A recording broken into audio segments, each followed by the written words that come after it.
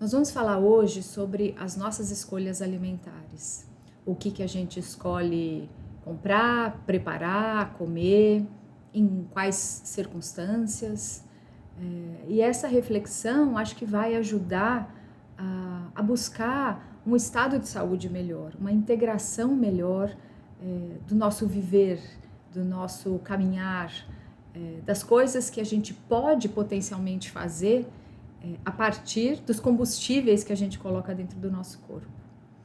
Então, a gente tem que considerar que o hábito alimentar que a gente tem dentro da nossa casa, ele é um conjunto, ele é decorrente da somatória de alguns fatores. O primeiro deles é o hábito da nossa cultura como povo brasileiro.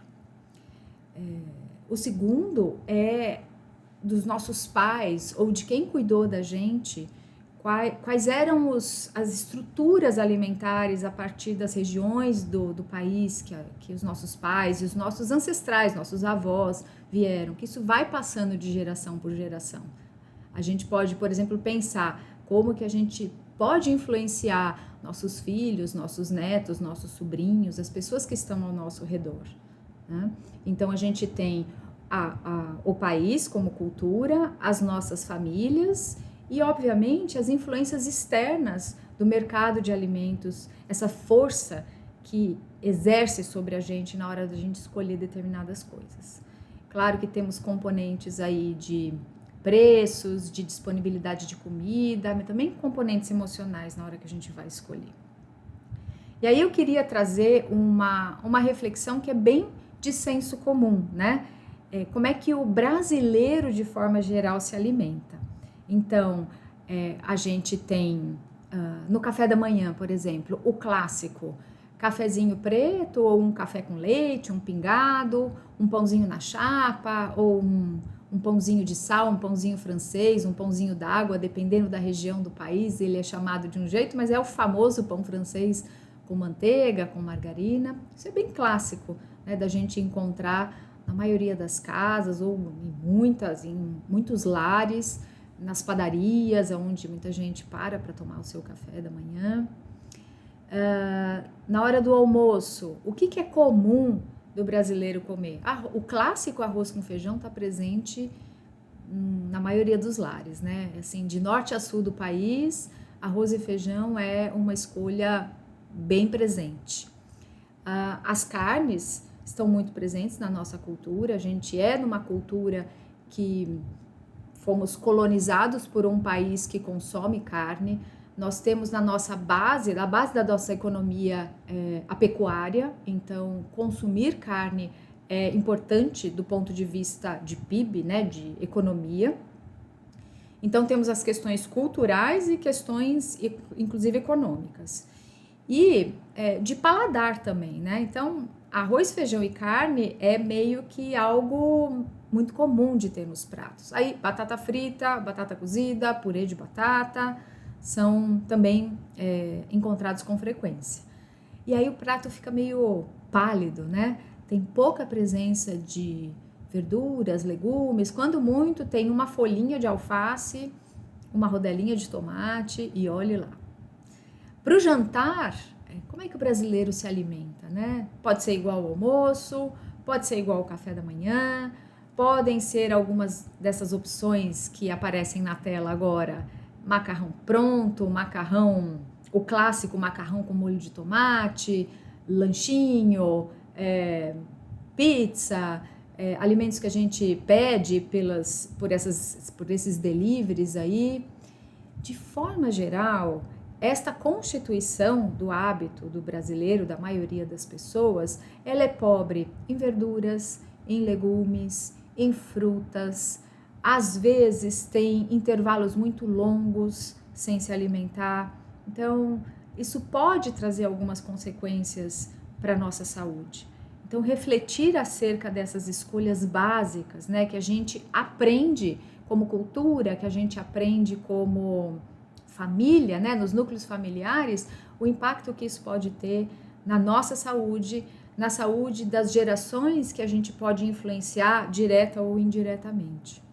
Eu queria passar com vocês aqui alguns slides para mostrar o seguinte: a gente tem se afastado ou se afastou muito do campo, de ter contato com a natureza, de comer comida fresca, comida de verdade. Se afastou, lamentavelmente, dos pequenos produtores, algo que está acontecendo agora, um caminho inverso, né? Uma campanha muito grande da gente fomentar o consumo de alimentos produzidos localmente, seja os alimentos frescos aí, de horta, de frutas, verduras, legumes, como também alimentos produzidos, até, por exemplo, um tahine, por exemplo, uma granola, que você pode consumir a partir de uma empresa que tem a sede na sua cidade, enfim, em detrimento de esses mesmos alimentos produzidos por grandes corporações. Então, mostrando aí na nossa telinha, né, os corredores de supermercados, os freezers, as geladeiras, apontam como alimentos muito convenientes para a nossa rotina. E sejam eles com um conteúdo que tem carne no meio, seja ele de produtos veganos, é um apelo muito grande a gente ter esse consumo por facilidade. Então, temos mais aqui, assim, essas facilidades de alguns alimentos presentes aqui. Então, legumes congelados, massinhas prontas que a gente pode fazer, as nossas panquecas, produtos, assim, de caixinha, né? Eu não tenho tempo de deixar o meu grão de bico de molho, de cozinhar, eu compro uma caixinha pronta, eu compro esses outros que estão na tela aqui, que tem um valor nutricional bem melhor e que muitas vezes as pessoas compram por conveniência, né? Essas novidades também que aparecem, que eu trouxe aqui para ilustrar, algumas nem são tão novidades assim, né? Mas colocando assim, nossa, chia, há quantos anos a gente tem a chia disponível? Então, chia já virou um alimento que emagrece, chia é um alimento que isso e aquilo. O fato é que a chia está aí, ela contribui com as suas características aí de ômega 3, de fibras, de promover saciedade, de ajudar, por exemplo, pessoas que optam por não ter, por exemplo, um ovo na rotina alimentar, a chia pode substituir em receitas. Ou, por outro lado, as novidades assim de farinha tem um feijão branco aí, né? Teve um momento que farinha de feijão branco era algo que baixava o colesterol. Então, essas coisas que a mídia, o mercado de alimentos vai estimulando a gente a querer consumir como uma proposta de milagre, de um emagrecer rápido, de uma saúde. Eu como tudo errado, mas aí eu como um pouco de linhaça e resolvo as questões. Eu como tudo errado e tomo uma água alcalina e vou melhorar o meu organismo. Então, existem essas novidades que podem, assim, levar a gente a fazer escolhas que não são as melhores, muitas vezes. Algumas são, por exemplo, no caso da chia, no caso da quinoa, que está aí na tela, também é uma boa escolha, né? Mas algumas delas não valem a pena, simplesmente porque não vão entregar aquilo que prometem. Eu também queria trazer essa reflexão desse termo que a gente usa, que a gente vive num ambiente obesogênico. A gente vive num ambiente onde a gente é convidado a comer açúcar, a comer farinha branca, a comer alimentos com muita gordura, alimentos processados, ultraprocessados. Por exemplo, esse que está na tela, né? Esse chocolate aí de uma dessas casas de chocolate aí que coloca ator bonitão para fazer a propaganda e que tem esse apelo de você presentear porque é um produto premium, um produto mais caro, então tem um status também, no caso deste produto em específico, você dá de presente para alguém porque custa caro ou porque, enfim, tem alguma memória afetiva, né? Eu queria mostrar essa questão dessa tela, esse convite que a gente tem de colocar a criança, desde uma idade muito pequenininha, neste contexto. Existe um desejo muito grande de oferecer açúcar para a criança. Não raro eu vejo a pergunta assim, mas quando que pode comer um pouquinho de açúcar? A gente sabe que pelas diretrizes do Ministério da Saúde, a recomendação, né, da Sociedade Brasileira de Pediatria e mesmo da Organização Mundial de Saúde é que o açúcar esteja longe do alcance das crianças até 2 anos, pelo menos. Mas vejam só, a gente comemora o aniversário de 1 aninho, normalmente com bolo, esses bolos mais tradicionais, com brigadeiro, com salgadinho, são coisas que assim a criança de 1 ano em si não deveria comer, muitas vezes ela não come e se comer não vai contribuir de forma positiva para ela, né? Então a gente já começa nas festas infantis, na festinha do 1º ano de vida, num cenário que não é muito favorável, né? Além disso, as nossas confraternizações, elas giram em torno da comida. A gente está feliz, a gente quer ver alguém, a gente combina um café, ou a gente quer reunir uns amigos, a gente vai comer uma pizza, ou vai comer uma pizza na casa dos nossos pais, dos nossos filhos.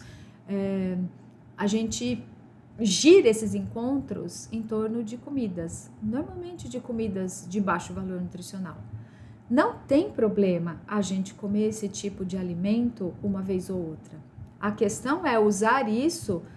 Eu vou confraternizar quinta, sexta, sábado e domingo, e aí, nesses 4 dias, eu acabo optando por comer, em pelo menos uma das refeições, algo de baixo valor nutricional, que vai custar para o meu corpo digerir, processar. Tem elementos ali presentes que o corpo nem reconhece como comida, e aí o fígado tem um trabalho danado para fazer, né, para processar tudo isso.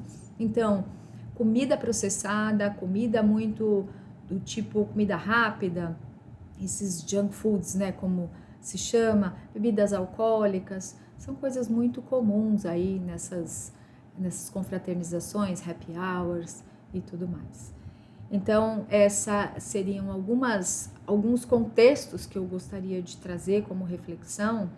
E hoje a gente, como falei no começo, está vivendo esse mundo o contrário, procurando buscar mais o contato com a terra, com o consumidor, com o produtor local, com melhores escolhas alimentares, preocupado com essas futuras gerações para oferecer comida de qualidade. Então,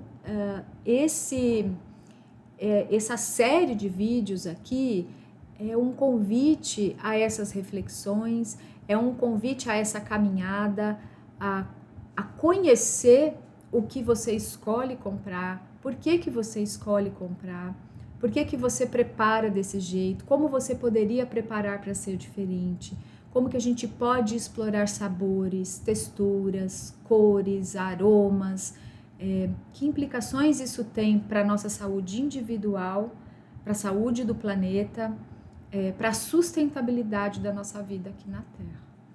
Então, esse é o convite para você dar seguimento nos próximos vídeos.